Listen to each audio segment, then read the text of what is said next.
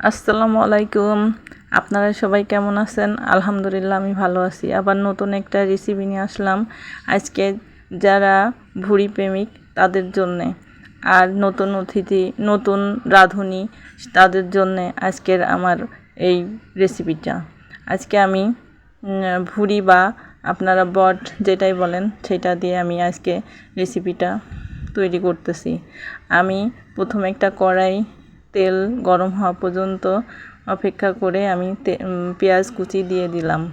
পরে 2টা তেজপাতা ছিঁড়ে আমি দিয়ে দিলাম।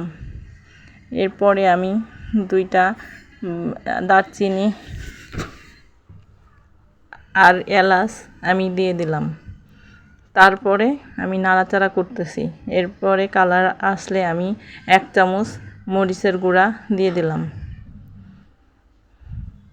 এরপরে আমি 2 চামচ আদা রসুন পেস্ট দিয়ে দিব। এরপরে আমি 2 চামচ পেঁয়াজের পেস্ট দিয়ে দিব।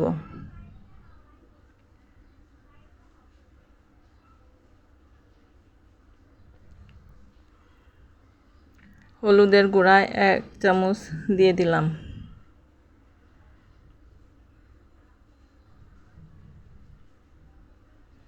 মরিচের গুঁড়া 2 চামচ দিয়ে দিব।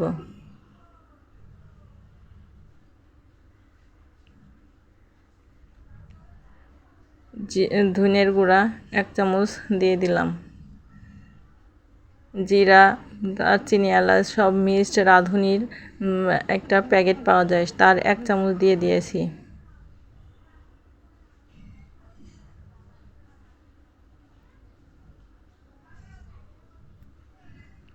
দিয়ে নাড়াচাড়া করে আমি একটু পানি দিয়ে মশলাটা কষিয়ে নেব। এরপরে আমি ভুঁড়িগুলা পরিষ্কার করে সিদ্ধ করে রেখেছিলাম, সেগুলাকে আমি ছোট ছোট করে কেটে আমি এখন মশলাটার মধ্যে দিয়ে দিলাম। দিয়ে একটু নাড়াচাড়া করে ভাজা ভাজা করব। একদম পানি আর দিব না, এই পানি থেকে আমি ভাজা ভাজা করে ফেলবো। এরপরে আমার রান্নাটা শেষ হয়ে গেল। পরে আমি পরিবেশন করতেছি। এরপরে আমি বাটিতে ঢেলে নিয়ে পরিবেশন করে রাখলাম। আপনারা ভালো থাকবেন, আমার জন্য দোয়া করবেন। আল্লাহ।